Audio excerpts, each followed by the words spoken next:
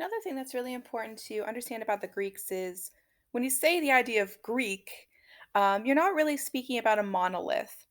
That's not the way that they lived. They actually really aligned themselves more so with their individual city states. So here you're looking at a map of Athens, and we're going to be talking about the Athenians because they are the art and culture people. So again, Greeks more thought of themselves as coming from a particular city state.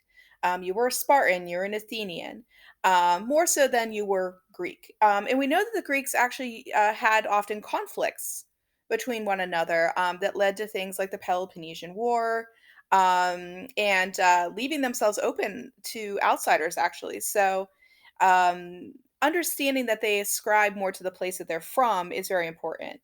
If you've ever seen the movie 300, there's a great scene in it where the Spartans actually meet the Athenians on the road, and the Athenians are like, "We've come to help you fight the Persians."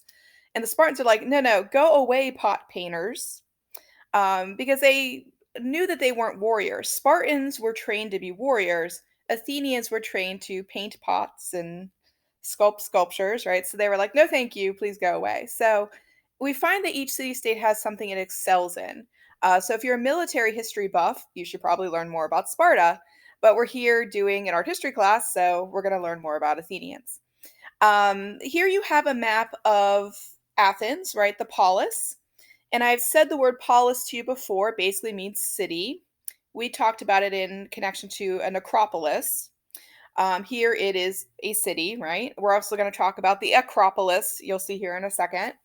But this gives you a sense of how a typical Athenian city was laid out. You had your agora or your marketplace in the sort of valley of the city, and then you use the Acropolis or the elevated region for your temples. Now, acro just means high. So this is a high city dedicated to the gods, essentially. So for Mesopotamians, they would build ziggurats, right, for each of their city states to honor their gods. Here they're using the natural elevation to create a place of connection to their gods in the heavens, in a sense. So the high city. And another interesting thing to note is that each Greek city state had an acropolis. It's not something that is only found in Athens because it just basically means a high city. It's a generalized term. So any Greek city state would have had an acropolis. This, however, was the most famous one, right, that you find at Athens.